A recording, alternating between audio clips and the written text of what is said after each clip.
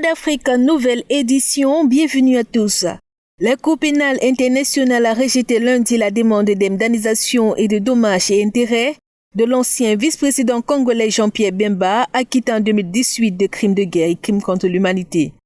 Dans un communiqué, les juges ont considéré que Jean-Pierre Bemba n'avait pas établi qu'il avait subi une erreur judiciaire grave et manifeste. En mars 2019, son avocat avait annoncé demander plus de 68 millions d'euros d'indemnisation et dommages et intérêts en raison que les biens de l'ancien vice-président congolais, dont 7 avions et 3 villas au Portugal, avaient tout simplement été laissés à pourrir pendant qu'il était derrière les barreaux à La Haye. En rappel, Jean-Pierre Bemba a été arrêté en mai 2008 à la suite d'un mandat d'arrêt de la Cour pénale internationale.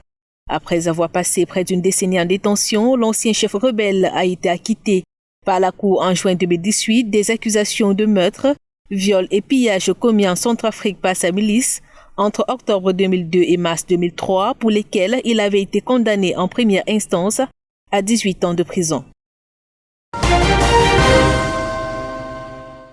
Au Lesotho, le Premier ministre Thomas Thabane, au cœur d'une crise politique qui secoue le pays depuis plusieurs mois, a annoncé lundi sa démission.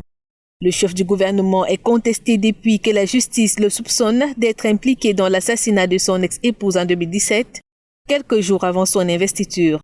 Accablé par la pression de son propre parti, la Convention de tous les Basotho et sa coalition gouvernementale, Thomas Thabane a longtemps résisté et ne s'était engagé à quitter ses fonctions que d'ici à la fin juillet.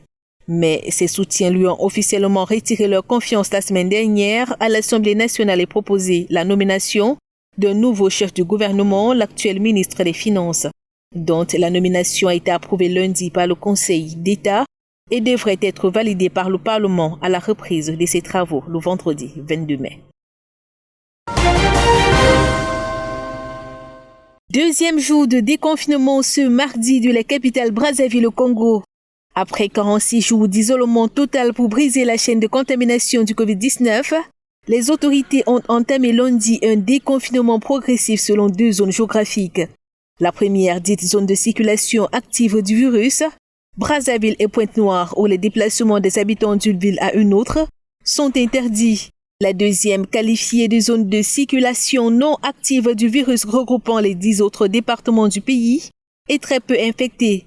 Dans cette zone, le gouvernement a décidé de lever toutes les mesures restrictives, à l'exception du couvre-feu en vigueur jusqu'au 31 mai 2020, de l'obligation du respect des mesures barrières, des mesures de distanciation sociale, ainsi que le port obligatoire du masque dans les espaces publics.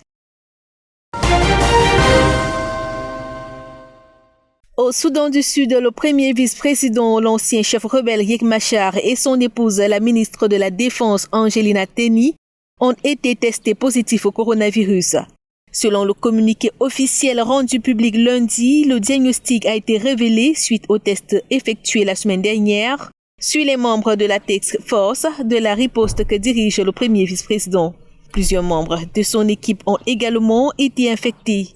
Selon un dernier bilan officiel, le Soudan du Sud a recensé 290 cas confirmés de coronavirus, 4 décès et 4 guérisons. Au Libéria, après 5 semaines de fermeture, les églises ont renoué avec les messes dimanche 17 mai.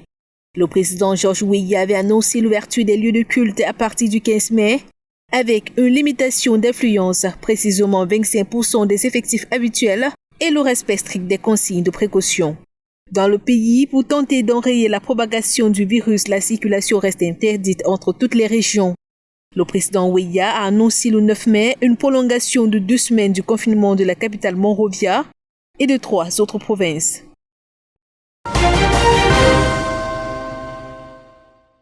Au Kenya, les syndicats du personnel de la santé qui avaient prévu de lancer une grève à compter de ce lundi 18 mai ont repoussé leur mouvement de 21 jours afin d'accorder un délai au gouvernement pour répondre à leurs revendications.